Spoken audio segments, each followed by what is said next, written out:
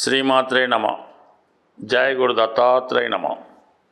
ఈ వీడియోలో మనం జూలై 1 నుంచి డిసెంబర్ 30 మధ్యలో జరిగే అర్ధ సంవత్సర ఫలితాలు తెలుసుకునే ప్రయత్నం చేద్దాం. సాధారణంగా మన ఆంగ్ల సంవత్సరాది ప్రకారం 2025 సంవత్సరంలో సుమారుగా మనం 6 నెలలు కంప్లీట్ చేసుకోవడం జరిగింది.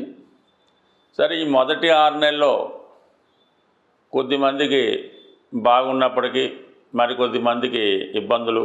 అంటే ముఖ్యంగా ఈ 6 నెలల్లో మొదటి 6 నెలల్లోనే మనకి శని భగవానుడు మారడం జరిగింది.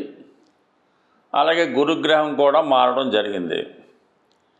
అలాగే రాహు కేతువు కూడా ఈ మొదటి 6 నెలల్లో మారడం వల్ల కొంతమందికి అనుకూలంగాను మరికొంతమందికి ప్రతికూలంగాను రావడం జరిగింది. అయితే ఈ ద్వితీయార్థంలో అంటే సెకండ్ హాఫ్ జూలై నుంచి డిసెంబర్ మధ్యలో మేజర్ గ్రహాలైనటువంటి శని, గురువు, రాహువు, కేతువు పెద్దగా వీటి మీద మార్పులే ఉండే అవకాశం లేదు. యాస్టీజ్గా ఈ గ్రహాలన్నీ కూడా అదే పొజిషన్లో డిసెంబర్ 31 వరకు ఉండడం జరుగుతూ ఉంటుంది. అయితే ముఖ్యమైనటువంటి గ్రహాలు శని భగవానుడు, గురుగ్రహం వక్రగమనం పొందడం జరుగుతుంది. మరి ఈ రెండవ 6 నెలల్లో నవంబరు 12వ తారీఖు నుంచి గురుగ్రహం వక్రగమనం పొందడం జరుగుతుంది. ఎప్పటిదాకా? మార్చి 11 వరకు కూడా ఈ గురుగ్రహం అంటే మనకి ఈ అర్ధ సంవత్సరంలో ఈ నవంబర్ 12 నుంచి సుమారు ఒక 50 రోజులు గురువు వక్రించే ఉంటాడు. దాని తర్వాత కూడా కొన్నాళ్ళు వక్రగమనం, అది నెక్స్ట్ వీడియోలో తెలుసుకుందాం. అలాగే అక్టోబరు 13వ తారీఖు నుంచి శనిగ్రహం వక్రగమనం పొందడం జరుగుతుంది. జనవరి 20 వరకు అంటే ఇంచుమించుగా ఈ అక్టోబర్ 13, నవంబరు, డిసెంబర్ మొత్తం శనిగ్రహం మనకి మీనరాశి అందే వక్రగమనం పొందడం జరుగుతుంది.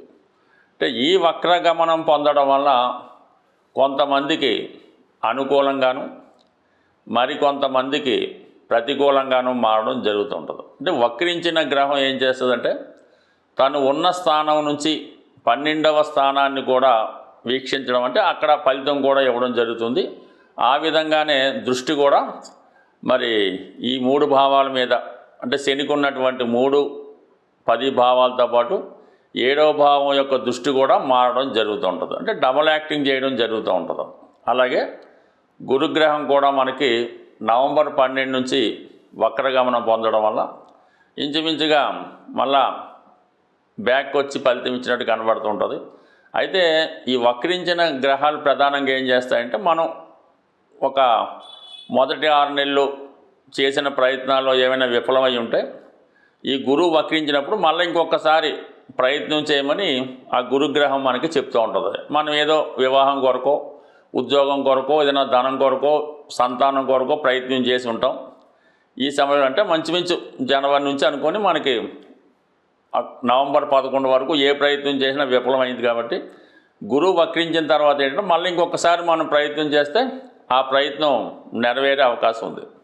అంటే సాధారణంగా ఎవరి జన్మజాతకంలో గురువు వక్రగమనంలో ఉంటాడో వాళ్ళకి పనులన్నీ కూడా గురువు వక్రించి ఉన్నప్పుడు మాత్రమే జరుగుతుంటాయి. అంటే గోచార రీత్యా గురువు వక్రించి మీ జన్మజాతకంలో గురువు వక్రించి ఉంటే కంపల్సరిగా ఈ గురువు వక్రించినప్పుడు మీరు ఏ పంతాలు పెట్టినా అవ్వడం జరుగుతూ ఉంటుంది. కాని వారు కూడా ఇంకొకసారి ప్రయత్నం చేస్తే ఫలితం దక్కుతుంది. అప్పటికి కూడా అవ్వకపోతే దాన్ని కంప్లీట్గా వదిలివేయచ్చు.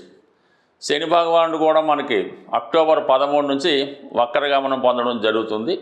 శని ఉద్యోగకారకుడు కాబట్టి మరి గతంలో ఉద్యోగ ప్రయత్నం చేసి ఫెయిల్ అయినా లేదా మనకి ఉద్యోగం పోగొట్టుకున్నా తిరిగి సంపాదించడానికి ఈ శని భగవానుడు మీకు అనుకూలిస్తాడు.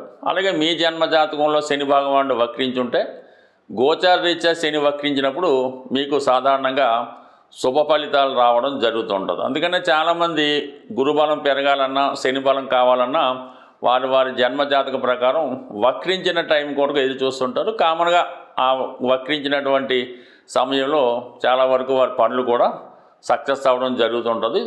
ఇది కొంత అనుభవం బట్టి అది ఉంటుంది. కాబట్టి మనం ఉపయోగించుకున్న దాన్ని బట్టి ఆ ఫలితం ఉంటుంది. కాబట్టి కొన్ని ముఖ్యమైన ఫలితాలు రేపు 6 నెలల్లో ఏ ఏ రాశికి ఏ విధంగా జరుగుతుంది అన్న విషయాన్ని తెలుసుకునే ప్రయత్నం చేద్దాం ఈ వీడియోలో. మీనరాశి వారికి జూలై 1 నుంచి డిసెంబర్ 31 మధ్యలో జరగబోయే అర్ధ సంవత్సర ఫలితాలు ఒకసారి రివ్యూ చేసుకుందాం.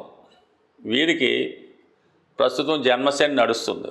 సరే, జన్మశని దాని ప్రభావం ఈ పాటికే కొంత మీకు అనుభవంలోకి వచ్చి ఉంటుంది. ఎందుకంటే వచ్చి ఆల్రెడీ ఒక 3 నెలలు అయింది కదా, దాన్ని బట్టి కొంత అర్థమై ఉంటుంది. అయితే అక్టోబర్ 13 నుంచి శని వక్రించి మళ్ళీ బ్యాక్ రావడం జరుగుతుంది. అంటే కుంభరాశిలోకి వచ్చి అక్కడ ఉన్నటువంటి రాహుతో కలియడం జరుగుతుంది. అయితే అప్పుడు ఏమవుతుందంటే ఈ మీనరాశి వారికి శని పైన ఒత్తిడి తగ్గుతుంది అన్నమాట. కొద్ది ఫ్రీ అనేది అనిపిస్తుంది అన్నమాట. అంత భారం, అంత ఒత్తిడి ఉండదు. మీ తల మీద ఇప్పుడు ఒక 100 కేజీల బస్తా ఉంది, మీరు దాన్ని ఆ బస్తాతో ప్రయాణం చేస్తున్నారు. ఈ అక్టోబరు 13 తర్వాత ఏమవుతుందంటే టెంపరీగా ఒక 50 కేజీలు బరువు తగ్గుద్ది అంతే, అంత మించి ఏం పూర్తిగా తగ్గదు. అయితే తేలికవుతుంది. అప్పుడు దాకా 100 కేజీలు మోసినోడికి ఈ 50 కేజీలు పెద్ద సునాయాసంగా ఉంటుంది, కొంచెం ఫ్రీ అవుతారు. అదే 12లోకి రావడం వల్ల ఏమైందంటే మీరు బాధ్యతలు పెట్టవలసినవి, కట్టవలసినవి పెరుగుతాయి. అంటే ఇక్కడ ఆల్రెడీ రాహు ఉన్నాడు, కొంత అనవసరంగా స్నేహితులకి వాళ్ళకి వీళ్ళకి పనికిరాని బ్యాచ్కి మెయింటైన్ చేస్తున్నారు, అది నడుస్తూ ఉంటుంది. ఇప్పుడు మళ్ళీ కొత్త బ్యాచ్ స్టార్ట్ అవుతుందన్నమాట. ఎవరో దూర బంధువులు, ఎక్కడో హాస్టల్లో ఉన్నవాళ్ళు ఆశ్రమంలోనో తిరిగి మళ్ళీ మీ కుటుంబంలో చేరడం, ఏదో దూరంగా ఉన్న వాళ్ళు మళ్ళీ వచ్చి వాడికి మీరు వైద్యం చేయించవలసి ఉంటుంది, హాస్పిటల్కి చెప్పవలసి ఉంటుంది. ఈ విధంగా మీ యొక్క శ్రమ పెరుగుతూ ఉంటుంది. ఈ విధంగా మీకు కొంత రిలీఫ్ తగ్గించినప్పుడు కూడా ఫైనాన్స్ బర్డెన్ ఎక్కువగా పెరుగుతుంది. అది జాగ్రత్తగా ప్లాన్ చేసుకోకపోతే చాలా ఇబ్బంది పడవలసి ఉంటుంది. అయితే ఇది కొంతవరకు విద్యార్థులకి, అంటే ఎవరికైతే ఫైనాన్షియల్ బర్డెన్ ఉండదో, సింగిల్గా కొంతమంది ఉంటారు, వాళ్ళ పెళ్ళి కానీ అమ్మాయిలు కానీ అబ్బాయిలు కానీ పెద్ద బర్డెన్స్ అయితే ఉండవు. అటువంటి వారికి మాత్రం కొంత ఫ్రీగా ఉంటుందన్నమాట. సంపాదనలో కొంత భాగాన్ని దాచుకోవచ్చు. విద్యార్థులు విద్య మీద ఎక్కువ కాన్సన్ట్రేషన్ చేసి మీరు ఇంకా అభివృద్ధి సాధించవచ్చు. ఈ టెక్నికల్ రంగంలో ఉన్నవాళ్ళు ఇంకా మీ యొక్క నాలెడ్జ్ ఇంప్రూవ్ చేసుకోవచ్చు. మీనరాశిలో ఎక్కువగా సినిమా ఫీల్డ్కి సంబంధించిన వాళ్ళు ఉంటారు. కళలో డ్యాన్సర్లు అవ్వచ్చు, మ్యూజిక్ వాళ్ళు అవ్వచ్చు, రచయితలు అవ్వచ్చు, డైరెక్టర్లు అవ్వచ్చు. ఎందుకంటే మీనరాశి అన్నది అత్యద్భుత రాశి, అది గురువుకు సంబంధించిన రాశి. కాబట్టి ఇందులో ఏ గ్రహం పడినా ఆ గ్రహం యొక్క ప్రభావం బాగా టాలెంటెడ్గా ఉంటుందన్నమాట. అంటే బుధుడు వచ్చాడనుకున్న మంచి మేధావి అవుతాడు, శుక్రుడు వచ్చాడనుకున్న మంచి యాక్టర్గా, మంచి కళాకారుడుగా తయారవుతాడు. ఇప్పుడు శని ఉండడం వల్ల మీలో వర్కింగ్ స్కిల్స్ బాగా పెరుగుతాయి. ఎంత పెద్ద పనైనా సునాయాసంగా చేసే ప్రయత్నం నెరవేరుతుంది. ఇది గురువు స్వక్షేత్రం అవడం వల్ల శనికి ఇప్పుడు ఫలితం వస్తుంది. అంటే ధర్మ కర్మాధిపతి యోగం యాక్టివేట్ అవుతుంది. అది శుక్రుడికి ఉచ్చక్షేత్రం, కళారంగంలో ఉన్న వాళ్ళకి, స్త్రీలకు చాలా అనుకూలంగా ఉంటుంది. ఇందులో ఏ గ్రహం ఉన్నా కూడా ఆ స్త్రీ చాలా ఐశ్వర్యంతురాలు, అందగత్తి అయి ఉంటుంది. ఎస్పెషల్లీ మీనరాశిలో రేవతి నక్షత్రంలో ఒక అమ్మాయి జన్మిస్తే ఆ అమ్మాయికి జన్మత అదృష్టం వస్తూ ఉంటుంది. వారికి ఎవరిని పెళ్లి చేసుకుంటే అమ్మాయిని వాడు అదృష్టవంతుడిగా మారుతూ ఉంటాడు. అందువల్ల రేవతి నక్షత్రం మీద ఏ గ్రహం పడినా ఒక గ్రహం ఉంటే చాలు, ఆ జాతకుడు చాలా వరకు దాంతో నెట్టుకొచ్చేయడం జరుగుతూ ఉంటుంది. అంటే ఒక గ్రహం మనకు బలంగా ఉందనుకోండి, ఆ గ్రహ కారకత్వాల్లో సక్సెస్ వచ్చేస్తూ ఉంటుంది అన్నమాట. బుధుడు ఉంటే చదువు వల్ల, గురువు ఉంటే జ్ఞానం వల్ల, శని ఉంటే వృత్తి వల్ల ఈ విధంగా సక్సెస్ రావడం జరుగుతుంది. జాగ్రత్తగా మేనేజ్ చేసుకుంటే మంచిది. ఇక మనకి గురువు 4వ స్థానంలో సంచరిస్తూ నవంబర్ 12 మాత్రం వక్రించి 3లోకి వస్తాడు. అంటే 3లోకి వచ్చి ఏమవుతుంది, 3, 7, 11 భావాలు యాక్టివేట్ చేస్తాడు. వివాహానికి సంబంధించిన ప్రయత్నాలు 100% నెరవేరుతాయి. అంటే సప్తమంలో గురువు ఉంటే ఏ ఫలితం ఇస్తాడో ఆ ఫలితం వస్తుంది. డైరెక్ట్గా శనికి గురువుకి ఏర్పడిన యాక్టివేషన్ వల్ల కంపల్సరీగా మీ యొక్క వివాహ ప్రయత్నాలు నెరవేరుతాయి.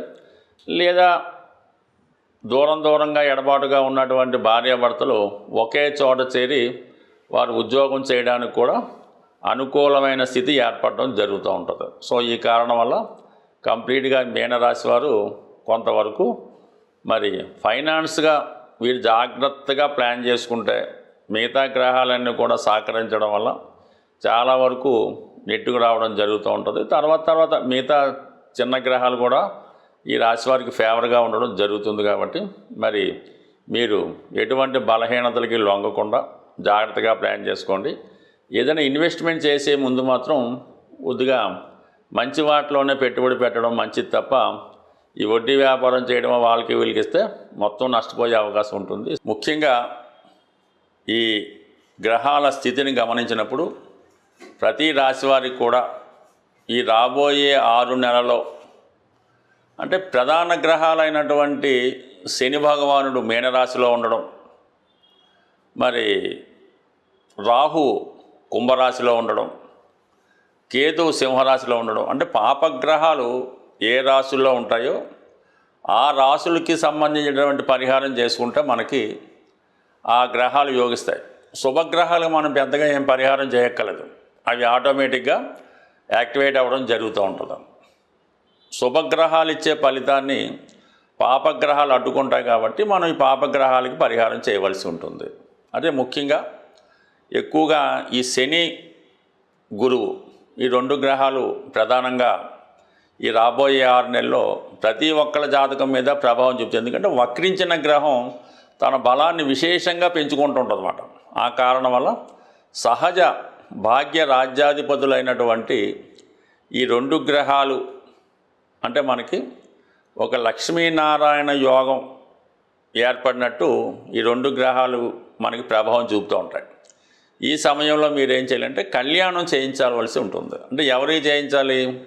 వెంకటేశ్వర స్వామి కళ్యాణం చేయించడం వల్ల కంప్లీట్గా మీకు శుభం జరిగే అవకాశం ఉంది. సో ఏదైనా ఈ రాబోయే మనకి ఈ 6 నెలల్లో మరి కార్తీక మాసంలో కానీ శ్రావణ మాసంలో కానీ మీరు ఏదైనా దేవస్థానంలో సామూహికంగా వెంకటేశ్వర స్వామి కళ్యాణంలో పాల్గొంటే చాలా మంచి ఫలితం రావడం జరుగుతూ ఉంటుంది. అన్ని గ్రహాలకి ఆదిదైవంగా ఉన్నటువంటి పరమేశ్వరుడు శివుడు.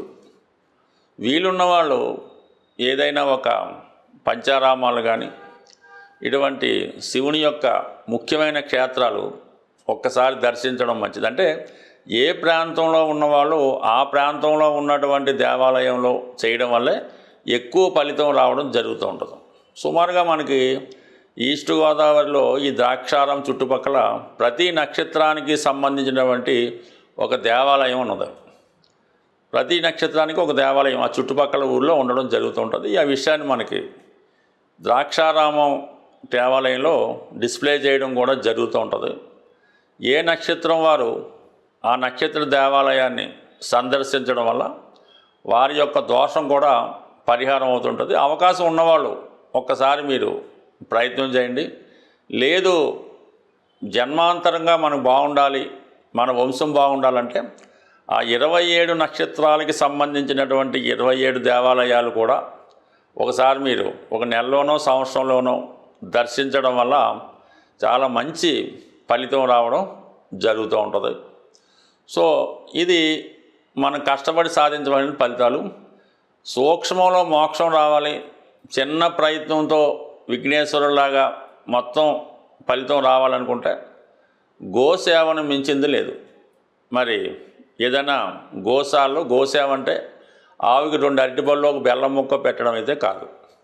కంప్లీట్గా మీకు ఓపిక ఉంటే ఏదో ఒక రోజు ఆ గోశాలని శుభ్రంగా తుడిసి అక్కడ ఉన్నటువంటి ఈ ఆవు పేడ ఇవన్నీ కూడా శుభ్రం చేసి ఆవుకి మంచి వాతావరణం వచ్చేలా పెట్టడం, తర్వాత ఆవుకి శుభ్రంగా స్నానం చేయించి తర్వాత ఆవుకి తగు విధంగా సేవ చేసి పసుపు కుంకాలు అలంకరించడం వల్ల కనీసం ఒక దానికన్నా చేసుకుంటూ ఈ సేవ కన్నా మీరు ఆ గోశాలను శుభ్రం చేయడం వల్ల వచ్చే సేవ చాలా అఖండం. మీరు చాలా ఆర్థిక ఇబ్బందుల్లో ఉన్నారు, అసలు ఏ దారి లేదు అనుకున్న వాళ్ళు ఒకసారి పవిత్రంగా నిర్వహిస్తున్నటువంటి గోశాల సందర్శించి అక్కడ ఒకసారి ఒక రోజంతా సేవ చేసి శుభ్రం చేయండి.